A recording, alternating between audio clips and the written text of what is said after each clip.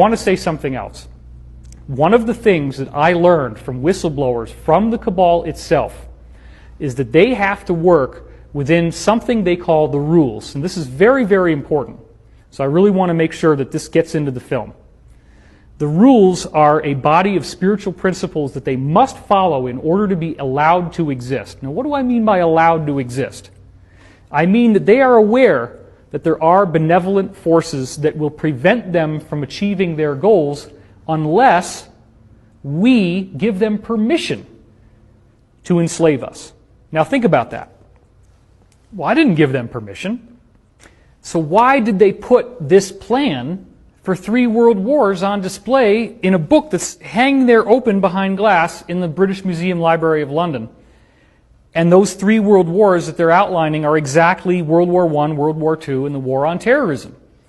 Because the rules state that they have to tell us what they're doing. Therefore, if we allow it to happen, we have consented to tyranny, we have consented to enslavement. Now, if you get into the secret history of the cabal, this was rediscovered by Queen Elizabeth, the original Elizabeth that we've heard about from the 1500s.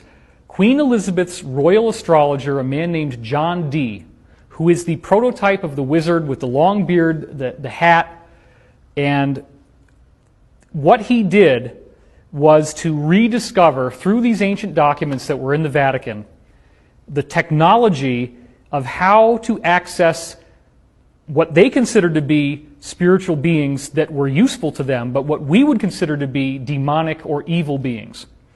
These beings need to be accessed through a very complex set of rituals and ceremonies. You cannot just ask for them to show up.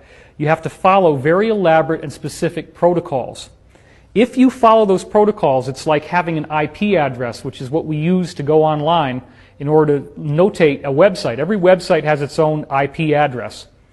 These spiritual beings, such as Baal and Moloch, which they still do ceremonies for today, such as in Bohemian Grove, there is a giant effigy, stone effigy of an owl. That's the god Moloch. The god Moloch goes all the way back to Rome and Carthage, in which they were offering child sacrifices to this god in exchange for power.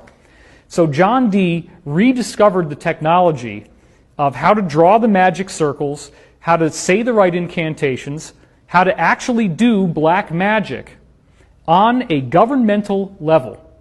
This is what people are going to have so much trouble with once disclosure happens, is that these people actually practice black magic, and they are very, very good at it. And I want to